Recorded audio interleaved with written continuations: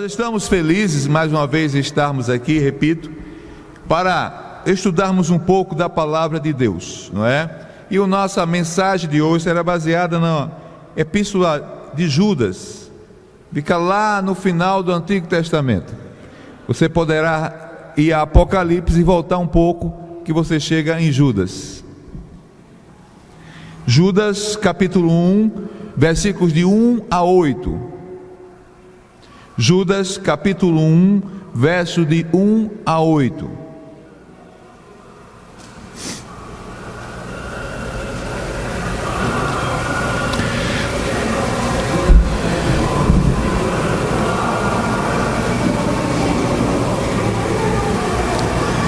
Se o irmão achou o texto, amém, pode ler na sua Bíblia. Se o irmão ainda não achou o texto, o irmão pode acompanhar. Algumas pessoas têm a mesma versão que a minha, mas podem acompanhar aqui no projetor de imagens, onde esse texto está exposto, para que possamos ler a palavra de Deus nesse instante. Vamos fazer isso.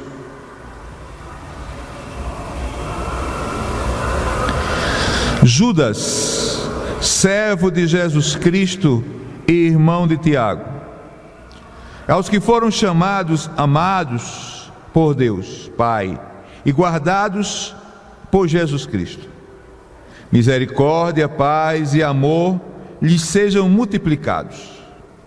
Amados, embora estivesse muito ansioso para lhes escrever acerca da salvação que compartilhamos, senti que era necessário escrever-lhes, insistindo que batalhassem pela fé, de uma vez por todas confiada aos santos. Pois certos homens, cuja condenação já está sentenciada, há muito tempo infiltraram-se dissimuladamente no meio de vocês. Estes são ímpios e transformam a graça de Deus em libertinagem e negam Jesus Cristo, nosso único soberano e Senhor. Embora vocês já tenham conhecimento de tudo isso, quero lembrar-lhes que o Senhor libertou o povo do Egito, mas posteriormente destruiu os que não creram.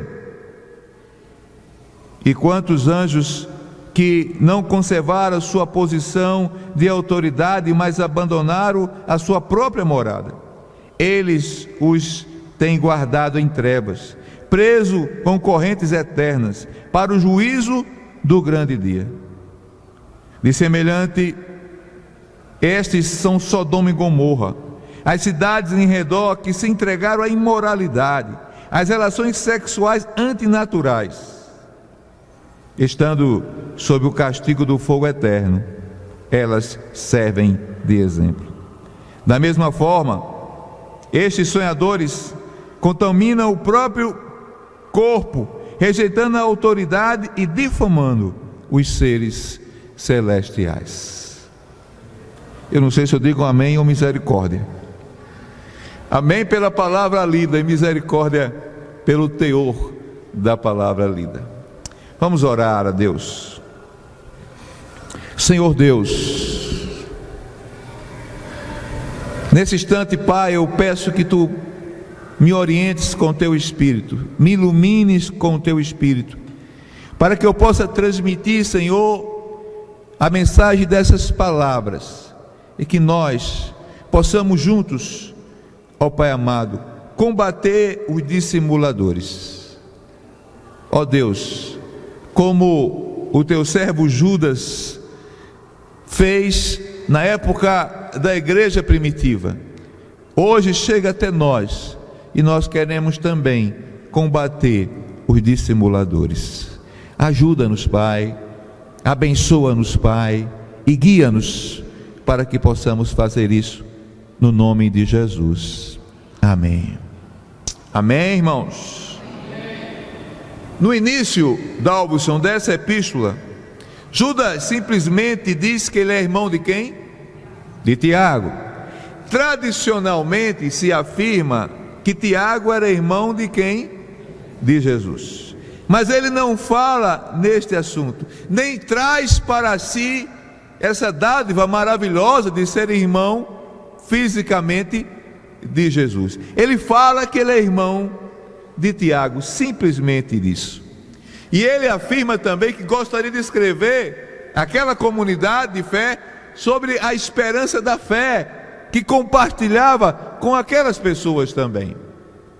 Mas ele preferiu falar de outros assuntos, dos dissimuladores que precisamos combater.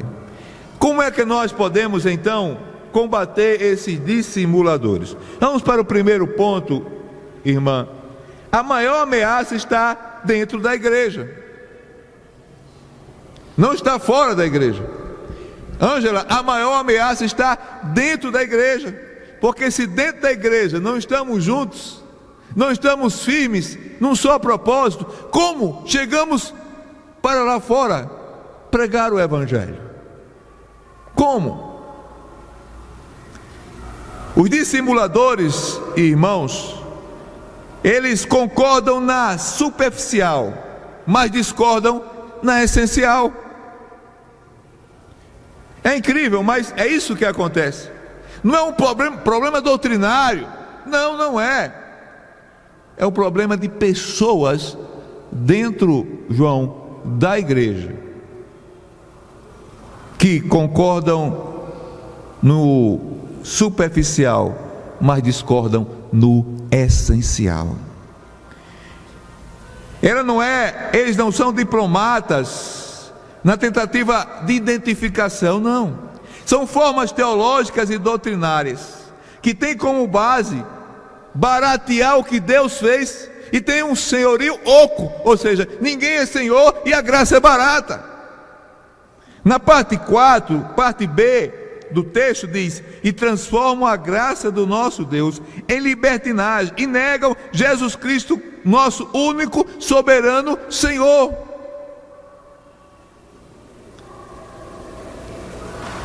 A graça de Deus sempre foi o tema preferido, irmão Germano, pelo diabo, para atacar. A lógica é essa, irmãos, prestem atenção. A graça é um favor imerecido de Deus. Então, quanto menos méritos eu tiver, mais espaço para a graça de Deus em minha vida. Os irmãos entendem o que eu estou dizendo? Quanto menos méritos eu tiver, mais a graça de Deus vai alcançar a minha vida. Mas isso está errado, irmãos. Isso não pode acontecer. Nós podemos ler em Romanos 6, de 1 a 4, que diz o seguinte: que diremos então? Continuaremos pecando para que a graça aumente? De maneira nenhuma. Nós, os que morremos para o pecado, como podemos continuar vivendo nele? Ou vocês não sabem que todos nós que fomos batizados em Cristo Jesus, fomos batizados em sua morte? Portanto, fomos sepultados com ele na morte, por meio do batismo, a fim de que, assim como Cristo foi ressuscitado, todos os mortos, mediante a glória do Pai, também nós vivamos em novidade de vida. O que esse texto está querendo dizer para a gente, irmão Wellington? O que esse texto está querendo dizer? É que a gente deve viver em novidade de vida, em uma vida nova, não mais cheia de pecado, mas cheia das bênçãos de Deus, de santidade, de buscar o Senhor, de olhar para Jesus e querer imitar Jesus diariamente. É óbvio que vamos pecar, é óbvio isso. Eu não estou negando esse fato, mas quando pecarmos, iremos cair em nós e pedimos ao Senhor que nos levante, porque nós vivemos em uma nova vida. Nós nascemos de novo, nós somos servos do Senhor.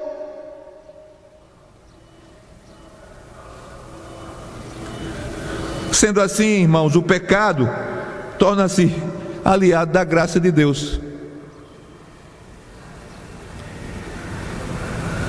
Na medida em que se peca mais, Deus tem ocasião para mostrar-se mais gracioso. Tem duas teses dentro desses dissimuladores, irmão André, que me deixam assim arrepiados só em pensar. A primeira é a tese do liberalismo comportamental.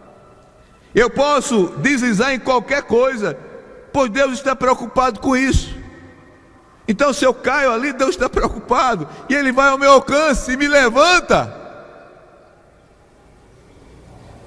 Era usar a graça de Deus contra o próprio Deus, irmã Poliana. Prende-se Deus à sua própria graça, e Ele fica inflexível, contido por ela. Mais uma vez, a graça de Deus é transformada em libertinagem. A graça de Deus é chamada para justificar o pecado e não o pecador. O que a graça de Deus justifica? O pecado ou o pecador? O pecador ou o pecado? O pecador e não o pecado. Eu não posso pecar dizendo eu vou pecar porque Deus vai me abençoar depois com a sua graça, que é um favor imerecido. Não, eu não posso viver nessa dinâmica. Eu tenho que viver buscando a santidade. Errar eu vou errar, cair eu vou cair, mas a graça de Deus me levanta, mas levanta a mim, o pecador, e não o pecado. E não o pecado. Eu devo lutar contra o pecado. Eu devo ser avesso ao pecado. O pecado para mim não faz sentido em minha vida. Eu morri para o pecado, ressuscitei com Cristo. Devo viver uma vida nova, em busca de santidade, de acertar, e não em busca de errar, para que Deus venha ao meu encontro e haja com graça. Irmãos, isso é terrível, irmãos. Isso é terrível. Mais uma vez, a graça de Deus é transformada em libertinagem. A graça de Deus é usada para justificar os meus pecados, e não para justificar a mim, ímpio, pecador. Ou seja, a minha luta não é mais contra o pecado, porque Deus vem me ajudar e me libertar dele. Deus não faz isso quando a gente peca deliberadamente. Uma segunda coisa, irmãos, que a gente tem que ter muito cuidado, é com a via do legalismo. A graça vira legalismo, que já é pecado desde o princípio, porque a sua preposição é arrogante. Qual é a preposição do legalista? Eu sou o melhor, eu consigo fazer isso, só eu posso fazer isso. Irmão, você não consegue fazer nada, nada sem Jesus. Como o irmão Monteiro falou, a gente não consegue fazer nada em nossas vidas. Essa pessoa consegue pensar que ela pode se autofinanciar. O sucesso moral não depende de Deus, mas depende dela. O legalismo começa a viver de uma forma independente da graça, irmãos Zé Carlos, e termina em desgraça, irmã Shirley. Começa a ser vivido independente da graça. Eu posso, eu sou, mas termina em desgraça. Termina em desgraça. É triste tudo isso. E o pior de tudo, sabe o que é, irmã Ritinha? Que é tudo feito em nome da graça de Deus. Eu estou livre, eu posso pecar e fazer o que quiser, eu sou salvo pela graça. Ou então, eu sou alguém que não peco, não falho.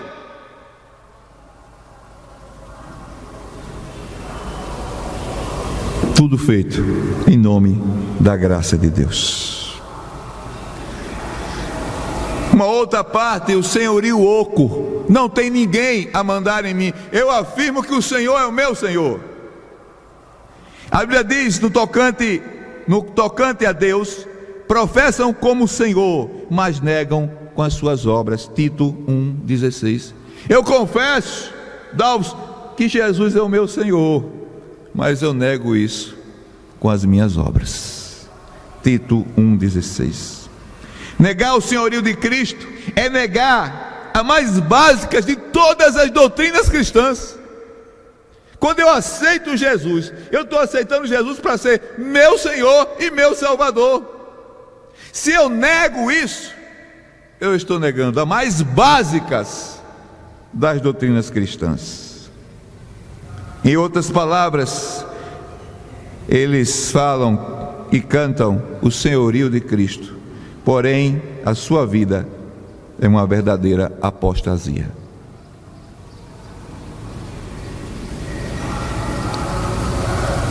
Eles cantam como nós cantamos aqui, seja o meu universo. Mas a primeira coisa, quando a gente sai daqui, a gente nega isso com os nossos atos, as nossas palavras, as nossas ações. São ortodoxos, perfeitos em termos de confissão de fé, mas na prática da vida, isso não se torna real. De modo silencioso, esse tipo de pessoas possibilitam que o povo de Deus fazer uma ponte inconsciente, isso não é consciente, inconsciente, entre a verdade falada e a mentira vivida. A verdade falada e a mentira vivida. A verdade às vezes cantadas, mas a mentira vivida na prática. Irmãos, isso não existe. Isso não existe. Nós temos um Senhor. É Jesus o nosso Senhor. Nós temos a quem imitar. É Jesus que devemos imitar em nossas vidas. Ou não? Sim ou não?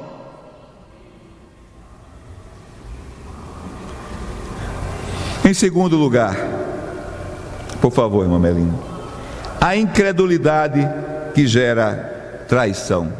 No verso 5 do texto diz assim: embora vocês já tenham conhecimento de tudo isso, quero lembrar-lhes que o Senhor libertou o povo do Egito, mas posteriormente destruiu os que não creram. Os que não creram. A incredulidade gera traição. O autor Judas se baseia na narrativa de Números 14, de 1 a 30, onde os espias são mandados para investigar e para averiguar a terra que eles queriam conquistar. Mas os espias vieram com outra visão. Dos 12 que mandaram, só 2 vieram com a resposta certa.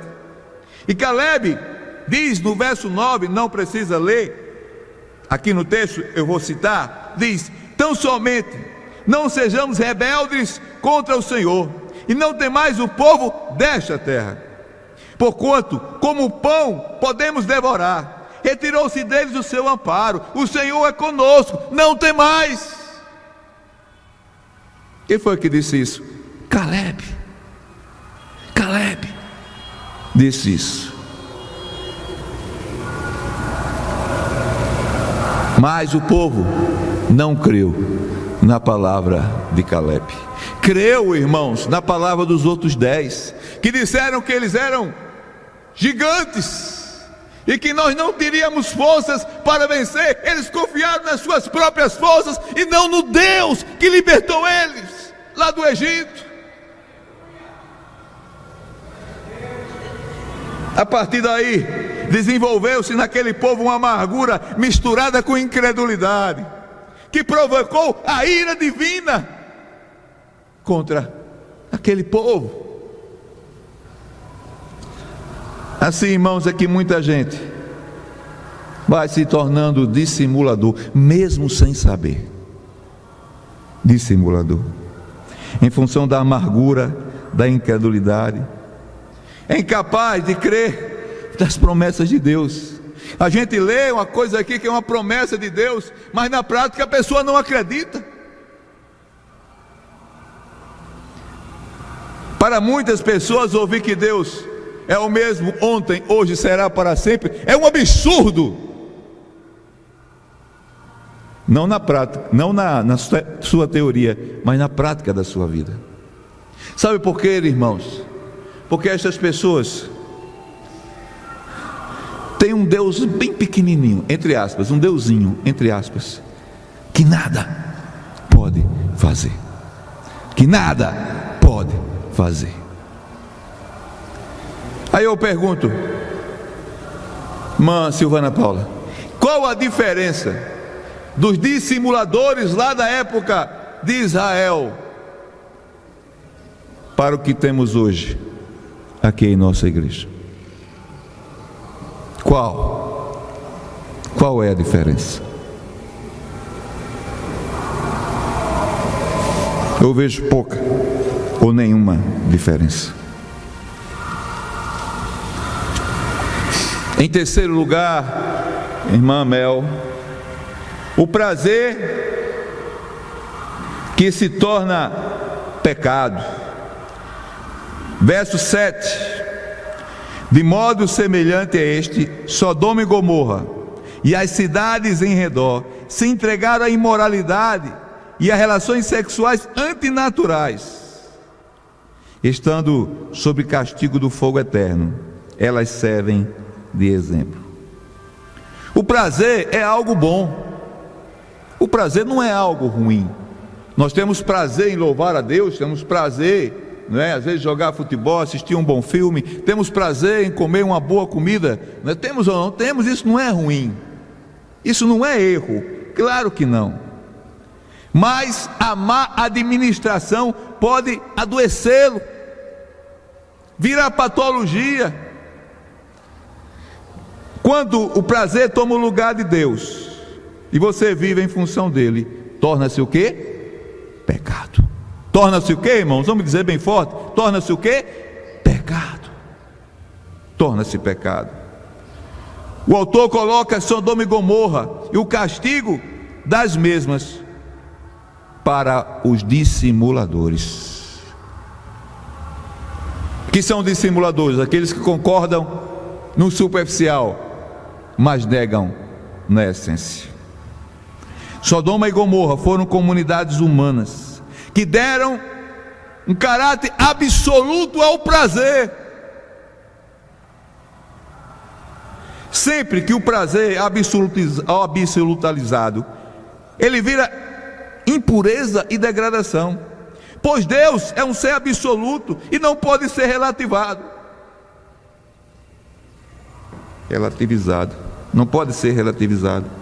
Nós não podemos colocar o prazer como absoluto e tornar Deus algo relativo, porque senão, irmãos, tudo que fazemos aqui virará contra nós.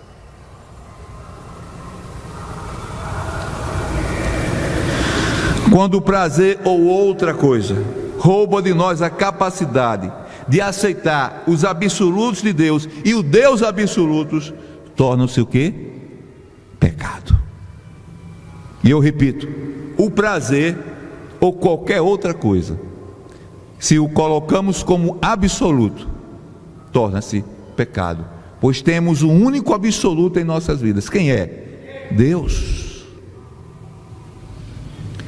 Judas aqui tenta mostrar através dessas três ilustrações as fontes de quem vem a ser um dissimulador.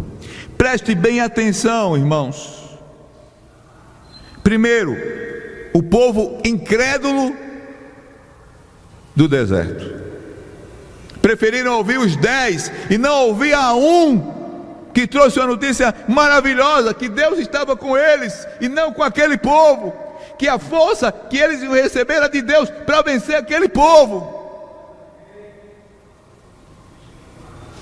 Segundo, dos anjos autônomos, no verso 6 fala sobre isso. E quando aos anjos que não conservaram a sua posição de autoridade, mas abandonaram a sua própria morada, eles têm guardado em trevas, presos com correntes eternas para o dia do grande dia do juízo. Também é comparado aos dissimuladores. Terceiro, as cidades do prazer, Sodoma e Gomorra, que transformaram o prazer em algo absoluto e Deus em algo relativo. Amados, esse texto de Judas talvez venha a ser hoje um dos textos mais importantes para a igreja contemporânea, para a igreja de hoje, porque nós temos sido incrédulos com o que Deus pode fazer. Nós temos não assumido a nossa posição de seres santos diante de Deus, e temos, em semelhança a Sodoma e Gomorra, priorizado o prazer ou qualquer outra coisa como absoluto em nossa vida, e temos colocado Deus como relativo em nossas vidas. Para concluir, irmãos, conclusão: tenha cuidado, porque a ingratidão, quando se torna crônica, todo orgulho que advoga a autonomia diante de Deus, e tudo que nos dá prazer, nós colocamos como absoluto, em primeiro lugar, nos leva à dissimulação. E nós não podemos ser dissimuladores. Pelo contrário, nós devemos combater as pessoas que são dissimuladores. Talvez até dentro da nossa igreja, eu não sei. Por isso, irmãos, devemos nos concentrar nisso, em combater os dissimuladores, que é uma ameaça dentro da igreja, que é incredulidade que gera traição e que faz do prazer algo absoluto e não relativo. Que Deus nos abençoe, que Deus nos ajude, a todos nós, a não nos transformarmos em dissimuladores, pelo contrário, a combater a dissimulação em nossas igrejas. Que Deus nos abençoe.